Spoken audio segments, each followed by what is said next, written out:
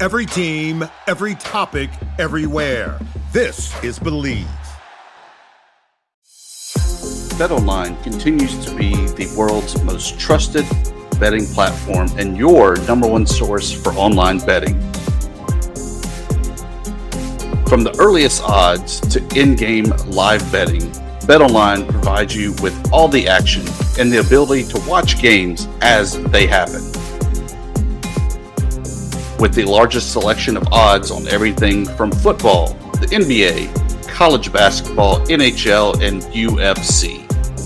Head to BetOnline today and don't forget to use the promo code BLEAV, B-L-E-A-V, for your welcome bonus on your first deposit. BetOnline, the game starts here.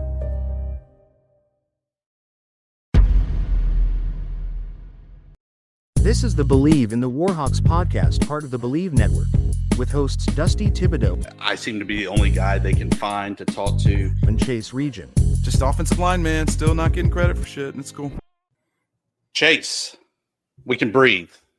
Yes, we can. We do not have to worry about updating the resumes, updating the accomplishments to try to pitch the ULM Warhawk vision to a new head coach for football. Yeah. I had tweeted like my panic has subsided, but if I'm being honest, I didn't really feel like until, ULM put out that statement that they're keeping them and they kind of released the plan of increased salary pool, kind of all the stuff that you really need to do to take that next step. And Thibs, for being honest, when's the last time I've been around for a while and not calling you old, but you've been around a little bit longer, when's the last time you saw that happen? That we were able to hold on to somebody or that somebody wanted to stay in Monroe? Okay, that's an oversimplification of what I'm saying. But yes, that's that we committed the resources is what I'm getting at, that we, kind of took that next step of not just hoping somebody was a homer, but really saying like, yeah, we're going to give you the tools you need to succeed. I've seen it happen after the 12 season when Barry was kind of at least publicly promised the world. Yeah. But it never came to fruition behind the doors. So while it's great that ULM has stepped up to the plate to save the football program by keeping Vincent, keeping the continuity going, it'll be interesting to see what happens tomorrow. And we know that part of what kept him was updated facilities. Well, is that and I know this is out of the question of a new stadium, but is it the new stadium or is it we're just putting lipstick on the pig and a new coat of paint over Malone Stadium? It's really a big difference, and I think that's going to be the key going forward. Well, I don't know how much Warhawk fans know about the plans, but you and I kind of get a snapshot into the back end of things. And, Vincent has, and the athletic department has had mocked up a lot of really cool things that used to you say, we need an indoor. And that's not really true. If you go to South Alabama, who has a similar climate that ULM does, you had this huge 100-yard plus some on the end zones of a covered turf field. And I think there's significantly less costs in that. I think you've really got, if you've ever been inside, if any of the listeners have ever been inside the Warhawk weight room, it's really nice. It's decent. They've got a really nice weight room. They've got kind of what they need in there. It's not luxury, but at the same time, it's what you would consider a good college football weight room. You need another practice facility that isn't those god awful fields next to the softball field. Please stop doing that. But things like that. There's things like the stadium upgrades. You and I both know that they need to take dynamite, take whatever they need to that press box. It's the worst in America now that Lafayette's has changed. But, little thing, I say they're little things. They're things that should have been done 20 years ago. And I remember on my recruiting visit in 2013, Todd Berry was talking about showing us all these renderings, these locker rooms. I was there till 17, Thibs, and they didn't get a locker room until the end of the 17 season. That is there now and is very nice, but still too small and now is outdated because it's 10 years old. So, the thing is, I know Bryant, when he came in, I heard a lot of things on the back end. He was asking about the medical staff. He was asking about nutrition. He was asking about academics. I mean, he understood what he was walking into, but that also gave him the power to understand what we really need to do, what we really need to fix here. And you've seen him come in and do a lot of things with gear. The team meeting room looks great. If you haven't looked up that, look up on ULM Football Twitter. They did a great job with the team meeting room. You know, he had the players lounge, which was I know that was a Bowden thing, but they've done a few things to that. So yeah, I think, the commitment is great. I'm with you though. I really want to see the fan in me is excited that he's staying, is excited that they've made some commitments to him. I mean, some of these commitments they can't necessarily take back with the money, right? I guess they could, but that'd be pretty quickly crappy. And finally made that investment to say, this is our guy. We've seen what he can do in 1 year, which I realize for most people 5-7 is great. 5-7 for you and I, Thibs, is effing amazing. So I'm excited that they, took a step back, did some. I think you tweeted the Barry's inauguration address where he said, we can't keep doing the same thing over and over again. And this is finally them stopping that terrible, terrible cycle. Yeah, and there was a whole lot behind the scenes going on that I think was a bigger contributor to him looking elsewhere to be happy, to provide for his family, to continue his coaching career. And let's be honest, I mean, the salary at Jacksonville State would have been a big bump for him personally. It would have been a huge bump for his assistant pool. More importantly than that, Chase, and you already called me old, so I can talk about retirement. He already has 20 plus years in Alabama retirement system. And so when you finally pull the cord and say, hey, I'm done, the amount you get is based on your 3 highest years in the system. What better way than when you're making $1.6 million, $1.8 million and just say done. Yeah. I think Jacksonville State would have made a lot of sense for him, if I'm being honest. Okay. Let's just put it on the table. It would have made a lot of sense for him. That's right. It would have made a lot of sense for him and his family, and not necessarily too much of his coaching staff, but some of them. It would have, probably half of them. It would have let him, go get an expensive offensive coordinator, which we all know he wants to get an offensive coordinator, and now he's going to have to get a less expensive one. Still, I think there was enough bump in the pool to still upgrade. Yeah. I don't, I'll have to wait to see numbers, but I think I'm glad that, he wasn't. I think we as fans would have said, maybe he quit, but at the same time, you can kind of understand a lot of the BS he's dealing with and then leaving. But I'm glad he didn't. I'll just say that. I think that he can be in a good situation. I do believe that ULM can be a good situation. I don't think it's any longer the worst situation in college football. I think for a while it was. And, I think that him taking that, him going to kind of he did what any of us would do, right? If we're at a job for a year and they're pissing you off, you go apply for other jobs. You see what they got. And I'm glad that the Warhawks aren't mad that he did. The Warhawk fans aren't mad that he did that, and more happy that he's staying. Yeah, without a doubt. And like I said, I think the key thing is making sure that whatever was said by AD John Hartwell, which, by the way, phenomenal job by him to really step up to the plate, have the negotiation skills from the experiences he has. Since you called him old last time, I'll go with your words. And really know how to deal with those situations to hold on to the good coach and hold on to the momentum that was really captured this past season. Yeah, I mean, Hartwell's done if you ever met Hartwell, first off, very tall guy. And, I'm 6'3", and I really hate people who are taller than me. And so he freaks you out a little bit with how tall he is. But he's a college basketball player from Old Dominion. And no, he's at the Citadel. Thank you. And there's kind of the same thing. And he's got an aura about him that he's uber professional. He is great administratively. He understands, I think some ADs, when they get into certain jobs, especially like this one, they try to come in and they try to just cut a bunch of people and then just kind of wreck the world of the school. You know what I mean? But he didn't do that. He came in and realized, I've got to make this place 10% better every year. And he's by far exceeded that goal.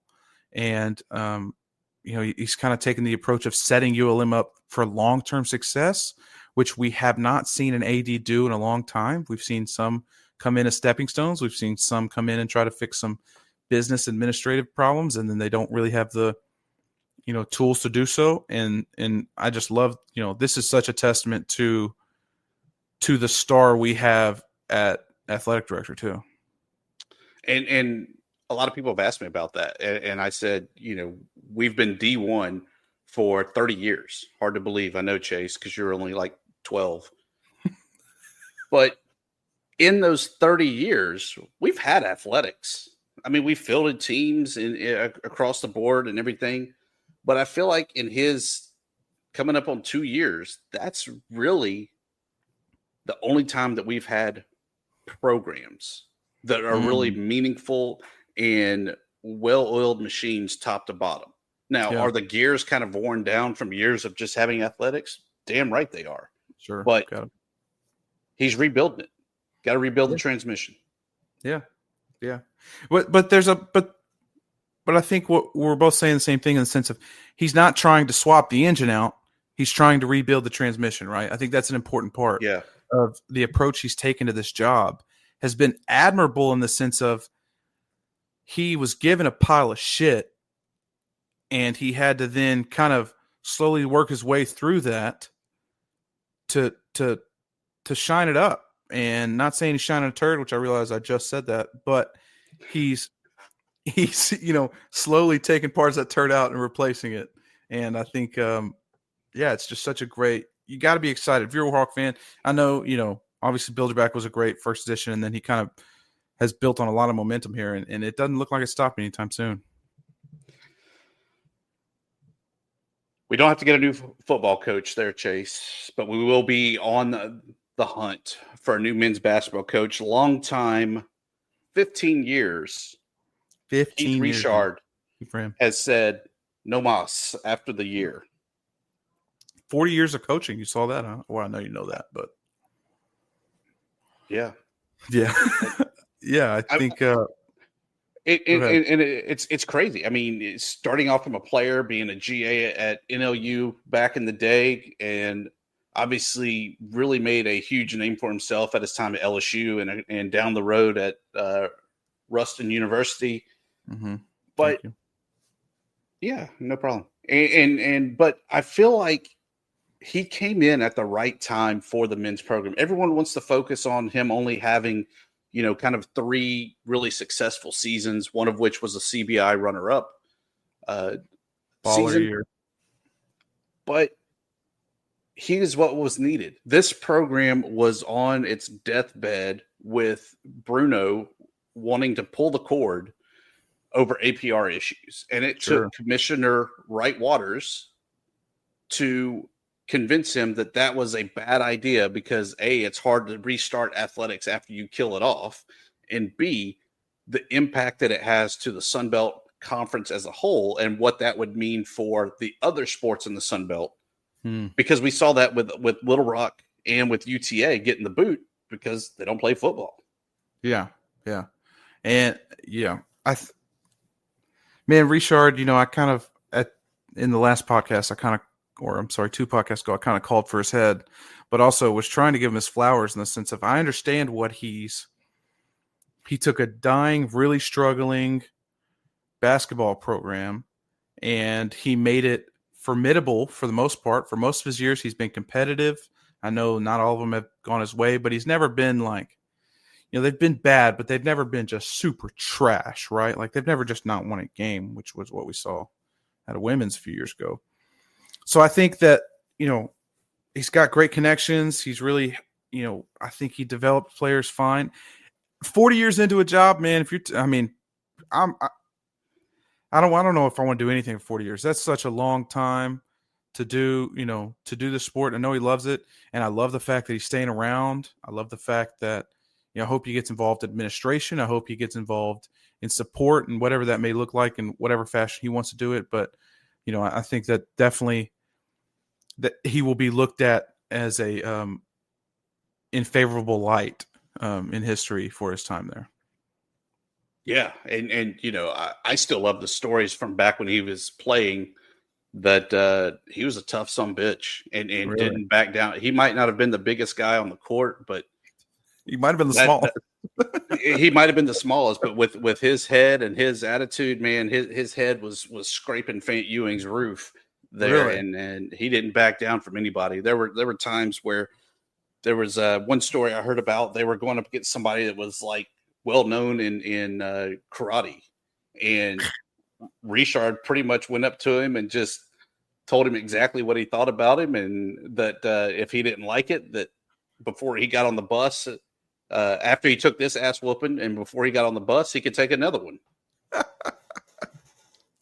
Yeah, if you've ever seen Richard on court side, you know that ain't dead, man. That guy will jump anybody and everybody really fast. He'll go from referee to player to fan. It don't matter. Anybody can catch it. And I love that we got that energy. And like I said, I hope he stays around, because I think, if you're going to be a basketball program like ULM, especially if obviously it's a little weird if you're a head coach coming in, the other head coach is still around.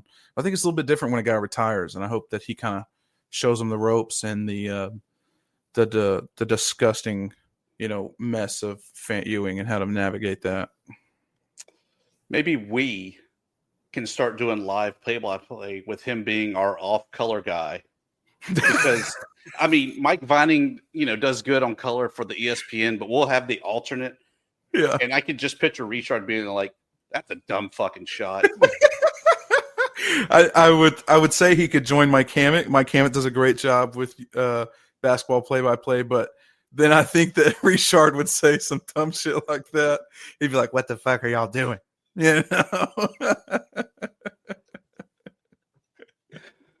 Oh man, but I tell you, I do feel like you talk about basketball being competitive. I feel like this has just been a bad year. You had a lot of guys that left the team mid-year that are going to hit the portal whenever it opens up for basketball. They're thin. I think there's 8-9 guys on the roster, and that's really it that's left.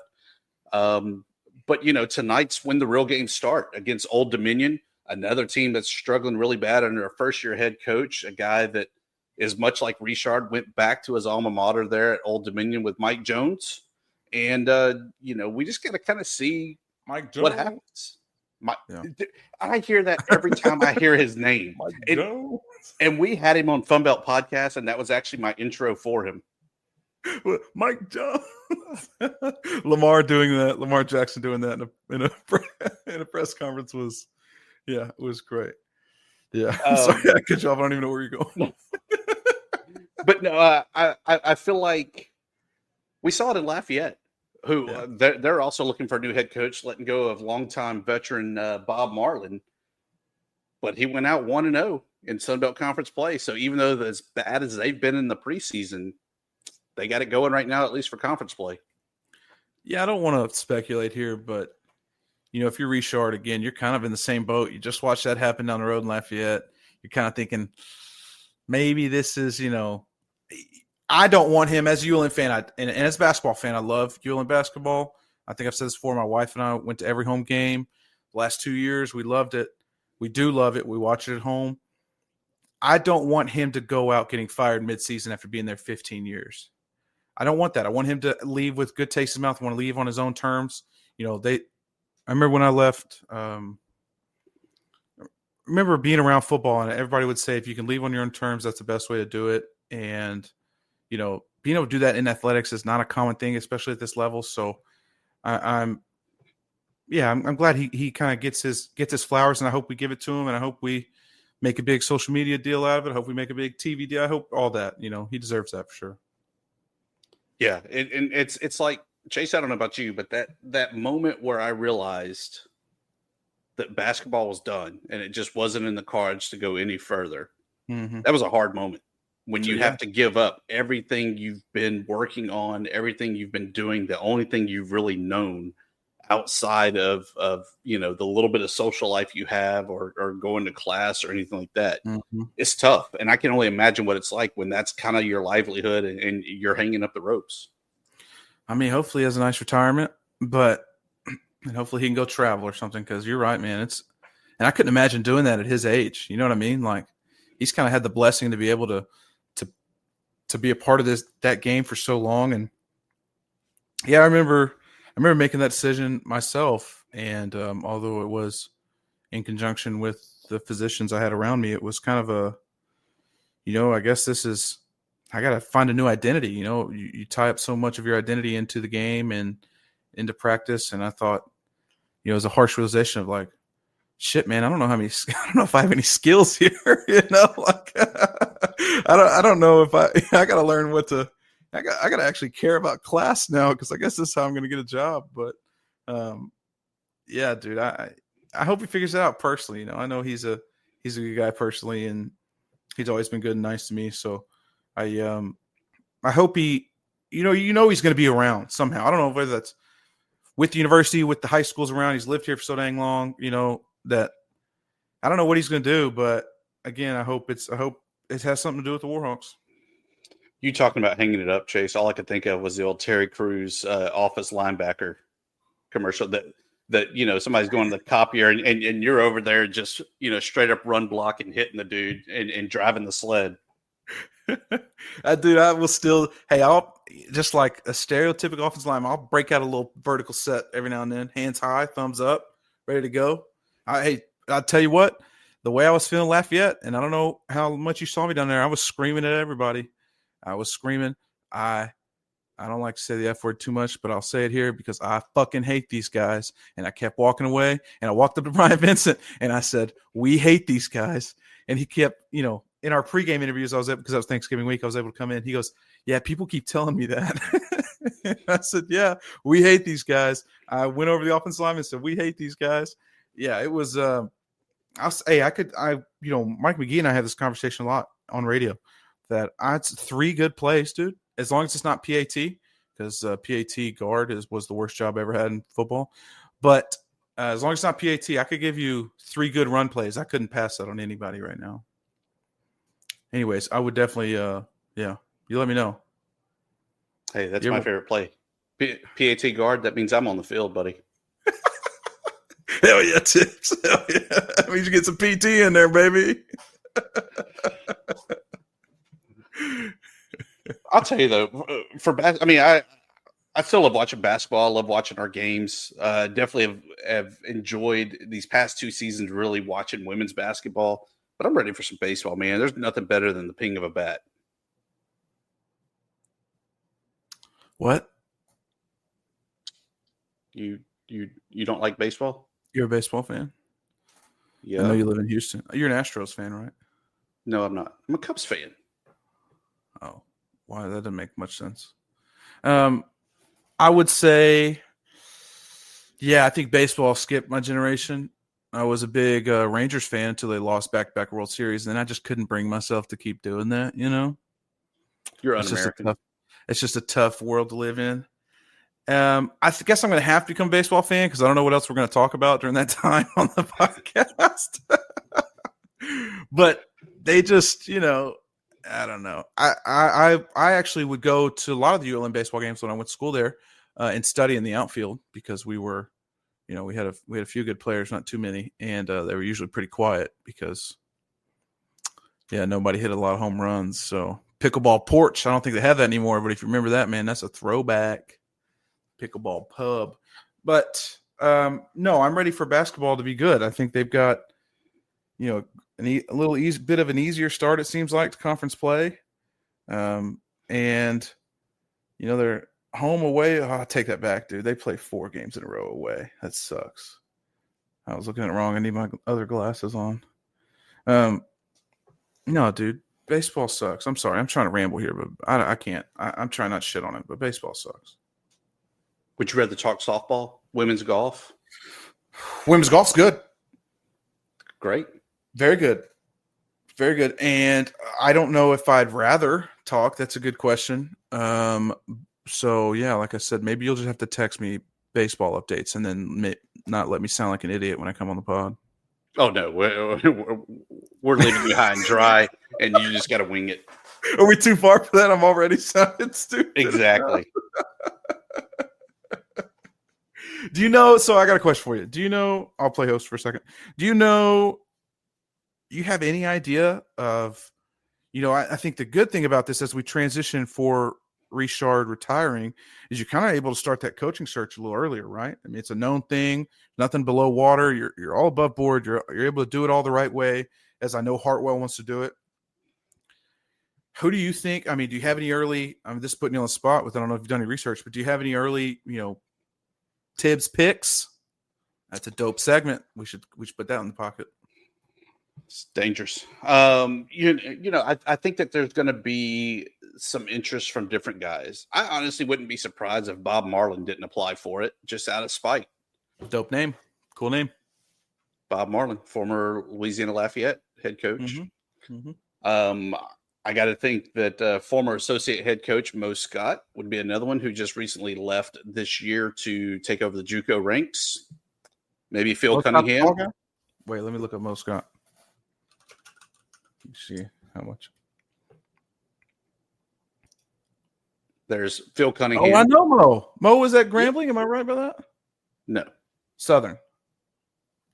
Maybe. Oh, shit. That's bad. He went to Florida A&M. Okay, cool. Phil Cunningham, associate head coach currently on the roster. I've heard even former assistant head coach Cord Wright, who is currently at Northeastern Mississippi Community College. That's cool. Longtime I-20 native and former LSU A head coach Larry Cordero could be another one. He's currently the DBO at Troy. Huh. So you think they're going to go with kind of that route of JUCO Division II type? Would you go personally that route, or are you going to go like assistant coach from LSU type stuff? Depends, A, if you can afford them. B, what's their philosophy coming in of how quickly and how connected are they on the recruiting front to be able to flip the script and and bring in these new guys. Because like I said, we're already thin. We're like 8-9 guys on the bench. So a lot of those guys additionally are still going to portal out, or they're getting ready to graduate. So you really are kind of building that program from scratch. And so it's going to be a heavy JUCO and portal type of build. So you want a guy that maybe has some experience with that, a guy that has coached at the high level and been able to kind of roster manage better than maybe what you get at a junior college. Yeah. Yeah. I don't know. I've done absolutely zero research. I know I've met Mo, as I'm no fake love, but I met Mo. Seems like a great guy. Seems like he did all the right things. I think you need somebody that understands the situation. Okay. Kind of like on the same route of what you're saying, but understands the situation. Like I was talking about Bryant Vincent knowing the situation, right? Comes in, knows the handicaps that are on him, knows where the handcuffs are, knows a little bit of where the skeletons are. It kind of can accept that situation and not be scared of it. Cause I think that's what you see a lot of, these coaches come in for different sports. Obviously I haven't seen a new basketball coach come in, but they come in and they're like, man, we just don't have X, Y, and Z. Well, you're not gonna, okay? And you probably never will during your time here. That you can't let it taint you can't let it be an excuse. You can't let it taint your experience, your time here. You can win with what you have. Is it harder? Sure. But you learn a lot from it, I promise you. And if you can take that outlook of which we've seen Bryant Vincent do, if we can take that outlook and kind of say, hey, I'm here for all the BS, and we're going to figure it out. That's what you need. I like it. I'm excited. I obviously don't like the firing, so to say, and the change on the front end, but I love the coaching search part. I get that the firings are just part of the business. Broderick Fobbs, even the recently released running backs coach, was like, It sucks, but it ain't the first time I've been fired. Probably won't be the last time I've been fired. So you learn to roll with the punches on that side and just look forward, moving on from there. Yeah, the Thibs thing, obviously I was a little confused, but I mean, let's just be brutally honest with each other, Thibs. He was part of a recent coaching staff, and I think he did a great job helping Vincent in his transition to Monroe. And I think he's a fantastic coach. I think he's telling the truth. I got to get an offensive coordinator, and at that time, I had to make a lot of room to do it. And those, it got to understand that the first people on the coaching block are people that you didn't hire. I know you kept them, but you didn't necessarily choose them. They're not your guys, right? They're not your guys. And the good thing, I remember when Todd Berry got fired, and everybody was just kind of. That's a weird and a hard time being a player in a football program. That Coach Farmer came in. He said, "Don't worry about me. I will get a job. I know enough people. I don't know what it's going to be, but I promise you I will get a job. My family will be okay. I will feed my family next year. Make sure you're taking care of yourself and knowing what situation you're getting into." And I think Bob's in the right boat. In the same boat. I'm sorry. I think he's in the same boat. He'll be all right. He'll figure it out. They both will. The only thing shocking about that, I fully expected him to already be on V's staff at McNeese. Me too. Yeah. I mean, like almost back-to-back media releases of he's no longer at ULM. He's welcome in new assistant coach to the Pokes. Yeah, for sure. And hey, he's putting a good little staff down there together down there at McNeese. Yeah, he got all McNeese. Siegler. He got Bolfing that had some time on the Bayou. So he got Siegler. I'm wearing Siegler's hoodie right now. Not to be weird, but it says Siegler on it. I guess it is weird. Maybe he left it behind. He did. That's how I got it. Why can't I ever get good gear? You don't. I mean, I think if I'm being honest, and not to rat Siegler out, after a big guy gets fired, I always went to Plato's Closet in the thrift stores. And that's where I'd find all my stuff. So I got a bunch of, I just wait until the fattest guy on the staff gets fired, and I hightail it over there, and usually you'll find something. That's a little pro tip. I should have ruined my spot, but hey. So wouldn't give it to me yet. I think I got a hat this year. And, dude, I don't want to hear it, Thibs. They couldn't even give me any damn socks when I played there. They told me, we don't do that. What are you and I called my mother. I said, I've got to come home. This place is rough. What did you do? They ended up giving me socks. I think they were just fucking with me as my first week there. And then once you don't suck, they give you whatever you want. But well, you're a freshman. You're unproven commodity. Yeah, and it wasn't. I don't want NCAA allegations about hazing or anything. It wasn't like that. But yeah, I was, and I looked like I was going to quit constantly because I felt like it. But you got to figure it out. Grow up a little bit. Everybody needs to get their teeth kicked in a little every now and then. I know. I was at cracks. Yeah. Thanks, Thibs, you son of a bitch. I remember seeing Matt Oubre throwing up in a trash can. Dude, Oubre, that was my guy back in college. Yeah, he was a GA at ULM a few years ago. He was. I think he's been at TCU, and maybe he was at McNeese also. Matt Oubre. Football. Let's Google it. Sorry. Not to pause the podcast. Assistant offensive line coach, TCU. Yeah. There we go. Good for him. That boy does not look different. No. He's got a little bit better beard. A little bit. Emphasis on a little bit. Coach Oubre, good for him. Out of your tenure there at ULM, who was kind of the most successful player? Because I don't think anybody made it to the pros out of that, or like CFL. Off of our team, no, but Ben Banago did. I played with Ben there. Right. and then he goes to TCU, and then balls out. Lindsey Pipkins, same way. He went to Oklahoma State as a grad transfer. Was very, very good. I played with Trey Caldwell, drafted. There you go. Shut your mouth. Yeah, drafted. He was. True. Now slinging houses in your neck of the woods. I think he's doing the lending part. I don't know if he's doing the real estate part. Oh, is he? I knew it was something. He's got a cool looking podcast. Never listened to it. Sorry, Trey, but he doesn't listen to ours either. I bet you he doesn't. Let's see who else was really good. That was really the most part. We really didn't have any post college success offensive linemen. Brian Williams is a head coach, I think, or assistant head coach of a high school. Be Willie, good for him, man. Dog. Much better basketball. I mean, not calling him bad at football. Very good basketball player. Yeah.